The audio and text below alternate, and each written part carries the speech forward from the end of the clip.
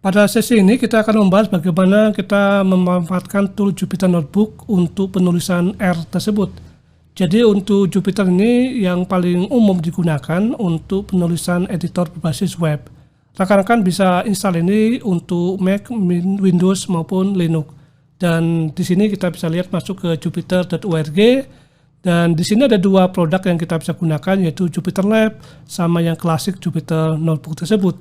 Nah, untuk rekomendasinya rekan-rekan bisa menggunakan Jupyter Lab di sini, bisa install di lokal kita. Jadi install di sini, kita bisa lihat di sini.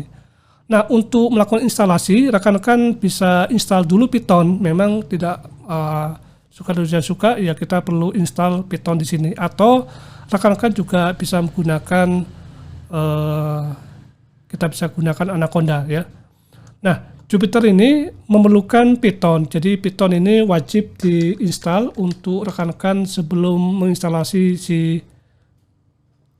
melakukan instalasi dari Jupyter Lab-nya itu. Jadi rekan-rekan bisa install Jupyter-nya ini di sini dan sesuaikan dengan platform yang kita gunakan. Kalau Python-nya untuk Mac, ya Mac, Linux dan sebagainya, nanti rekan-rekan pastikan sesuaikan instalasinya.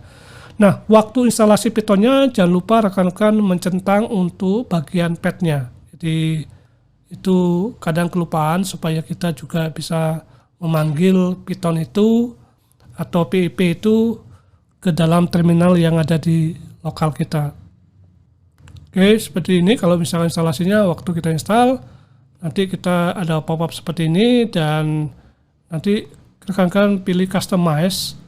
Kemudian nanti instalasinya, jangan lupa nanti path-nya dicentang di dalam sini ya. Jadi add Python to environment variable.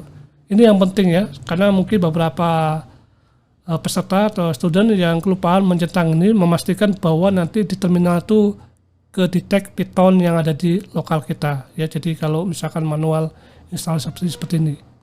Oke, sehingga nanti di lokal kita, sebagai contoh saya menggunakan terminal, maka saya bisa dapatkanlah Python saya di versi sekian, dan nanti pip-nya juga bisa dicek untuk versi sekian ya.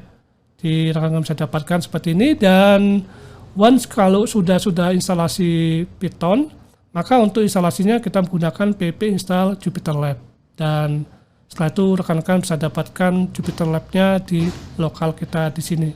Sebagai contoh saya sudah install ini, maka saya bisa panggil Jupyter Lab-nya di posisi sini.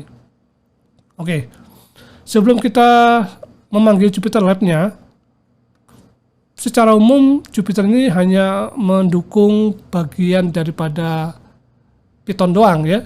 Jadi untuk mengaktifkan ini, rekan-rekan tadi sudah jalan Python-nya, maka nanti panggil konsol dari R-nya tersebut.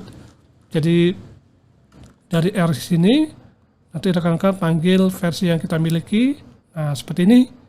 Kemudian kita install paket namanya kernel daripada R untuk yang ini ya. Jadi di sini rekan-rekan tinggal install namanya install.packet ir kernel ke runtime-nya R tersebut. Jadi kita install di sini, nanti dia akan milih di mana lokasi instalasinya, misalkan Indonesia ya, kita install ini. Kemudian nanti dia akan install kernelnya untuk Jupyter-nya ini. Oke. Setelah Jupyter ini, maka nanti kita aktifkan di dalam R di sini, yaitu untuk mengaktifasi kernel R. Jadi oke, di sini setelah kita dapat ini ir kernel install spec. Jadi kita install ini, maka Jupyter kita secara otomatis akan mengenali kernel baru, yaitu kernelnya R tersebut.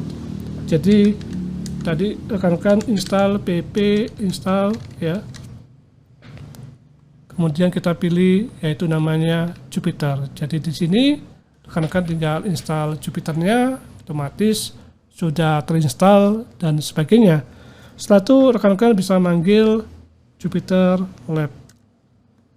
Ya, manggilnya ini ya, Jupyter spasi Lab. Dan manggilnya di posisi direktori tempat kita bekerja. Kalau misalkan direktori di mana, tinggal panggil ini. nanti dia akan keluarkanlah R runtime-nya di sini. Jadi rekan-rekan nanti tinggal lihat di bagian depan sini, maka posisinya ini di posisi ini nanti akan kelihatan notebooknya. Jadi situ ada tulisannya Python atau R, dan kita juga dapat 2 konsol. Nah, ini kita pilih Jupyternya ini untuk R, kita klik ini, maka kita dapatkanlah semacam ini selnya persis kayak kita gunakan notebook pada umumnya. Sehingga di sini kita kelihatan R-nya jalan ke sana. Sehingga apapun yang kita tulis ini ya bahasanya bahasa R ya. Contoh misalkan kita tambahkan sini 10 dan B adalah 5 dan C adalah oke, kemudian C ini adalah perkalian dari A dan B. Kemudian kita print sini. Oke, kemudian kita jalankan pakai ini dan kita akan dapatkan nilai hasil R-nya nih. Jadi rekan-rekan bisa nulis seperti R, Markdown dan sebagainya cukup dari satu notebook ini. Dan ini sebenarnya recommended ya untuk rekan-rekan dalam penggunaan ini dan bisa kita gunakan di dalam program kita.